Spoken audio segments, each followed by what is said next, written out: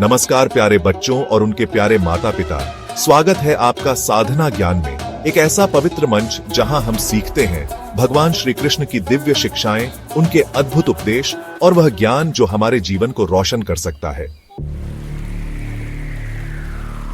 भगवत गीता के अमृत समान वचनों से लेकर श्री कृष्ण के प्रेम, करुणा और सत्य के मार्ग तक आज हम जानेंगे वो 7 अनमोल शिक्षाएं जो हर बच्चे को एक अच्छा इंसान बना सकती हैं। तो चलिए बच्चों, श्री कृष्ण की इस ज्ञान यात्रा में हमारे साथ जुड़िए और सीखिए निष्काम कर्म, कर्तव्य का पालन, करुणा और भक्ति का महत्व, जो आपको एक सुंदर, सफल और शांतिपूर्ण जीवन की ओर ले जाएगी।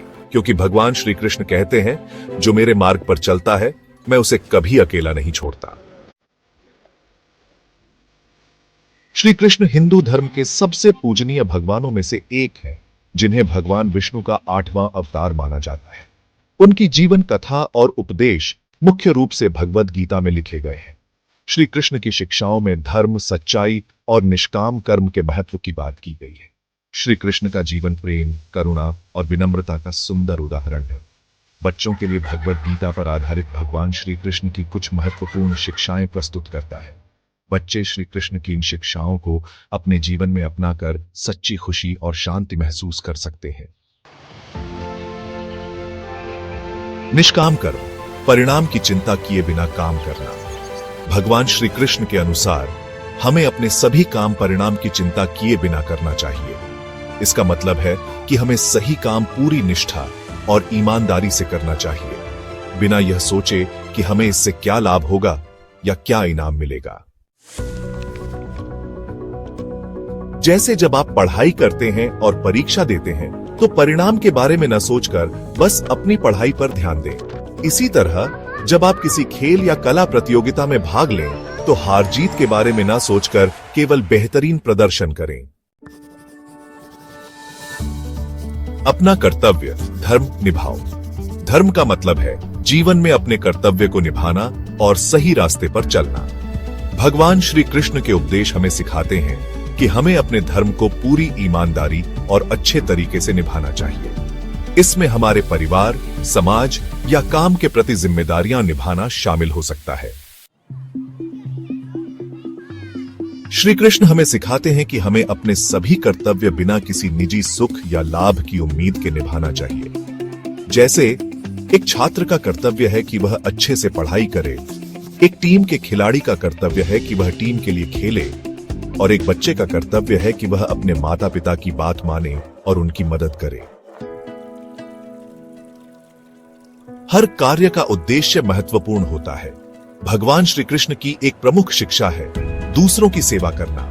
वे हमें सिखाते हैं कि हमें बिना किसी स्वार्थ के दूसरों की मदद करनी चाहिए। श्री कृष्ण कहते हैं कि अच्छे इरादे से किए गए सभी काम, जैसे निस्वार्थ भाव से दूसरों की मदद करना, भगवान की सेवा माने जाते हैं और सबसे अधिक महत्वपूर्ण होते हैं। जैसे जब आप अपने दोस्त की मदद करते हो तो क्या आप बदले में कुछ इनाम चाहते हो, या आप सच्चे दिल से करुणा और अपने अच्छे स्वभाव के कारण मदद कर रहे हो। हर काम के पीछे का उद्देश्य बहुत महत्वपूर्ण है, क्योंकि अगर आप इनाम के लिए किसी की मदद करते हैं तो श्री कृष्ण की नजर में इसका कोई मूल्य नहीं है। आपका इरादा बहुत जरूरी है, तो इसीलिए हमें अच्छे इरादे से काम करना चाहिए। करुणा और निस्वार्थ भाव। भगवान श्री कृष्ण के उपदेशों के अनुसार जब हमारे काम ऊपर बताए गए 3 शिक्षाओं से प्रभावित होते हैं, यानी निस्वार्थ कर्म, अपने कर्तव्य को निभाना और सही इरादे से काम करना, तो हम दया और विनम्रता विकसित करते हैं। हम एक अच्छे इंसान बनते हैं जो केवल अपनी खुशी के लिए नहीं बल्कि दूसरों की खुशी के लिए भी काम करते हैं। हम दूसरों के प्रति सहानुभूति और करुणा विकसित करते हैं, जिससे हम और बेहतर इंसान बनते हैं। प्यारे बच्चों, जब आप करुणापूर्वक किसी बूढ़े व्यक्ति की सामान उठाने में मदद करते हो, किसी छोटे बच्चे को सड़क पार करने में मदद करते हो, अपनी टीचर की भारी किताबें उठाने में मदद करते हो, या अपनी मम्मी की रसोई में प्यार से मदद करते हो, और जब आप अपने आसपास के जानवरों और पौधों का ख्याल रखते हो, ये सभी अच्छे काम होते हैं। ऐसे काम आपको एक अच्छा इंसान बनाते हैं और भगवान को बहुत प्रिय लगते हैं। इनमें भगवान के नाम का जाप करना, भजन गाना, भगवान से जुड़ी किताबें पढ़ना और समझना, ध्यान करना और दूसरों की सेवा करना शामिल है। ये सभी काम भगवान के प्रति हमारी सच्ची भक्ति दिखाते हैं और हमें उनके और करीब ले जाते हैं। प्रेम और भक्ति भगवान तक पहुंचने का सबसे शक्तिशाली तरीका है। जब हमारा भगवान से रिश्ता मजबूत होता है तो हम अपने हर भाव जैसे प्रेम, दुख, गुस्सा और खुशी उनके सामने व्यक्त कर सकते हैं। हमारी सभी भावनाएं भगवान के प्रति हमारे सच्चे प्यार और भक्ति को दर्शाएंगी। बच्चों, कई बार हम अपने माता पिता से नाराज हो जाते हैं या उनकी बातों से उदास हो जाते हैं, लेकिन फिर भी हम बिना डरे अपनी भावनाएं उनके सामने व्यक्त करते हैं, क्योंकि हम जानते हैं कि हमारे माता पिता हमसे बहुत प्यार करते हैं और हमारी परवाह करते हैं। इसी तरह जब आप भगवान श्री कृष्ण से जुड़ते हैं तो आप अपनी हर भावना जैसे खुशी, उदासी या गुस्सा उनके सामने खुलकर बता सकते हैं।